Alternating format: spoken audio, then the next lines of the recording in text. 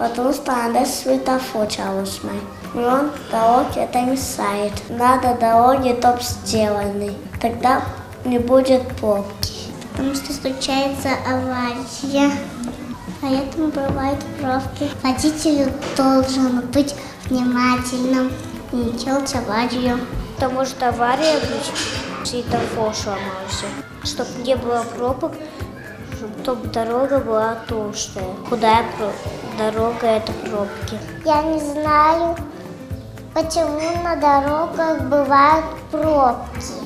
Может случиться авария, может светофор сломаться. Мешает ремонт дорог. Чтобы не было пробок, нужна длинная дорога. Может загореться красный свет и порваться светофор. И потом получается пробка. Просто бывают даже дороги очень тесные, а надо, чтобы были широкие.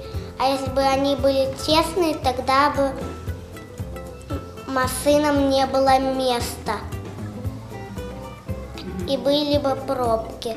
Нужна широкая дорога и внимательным.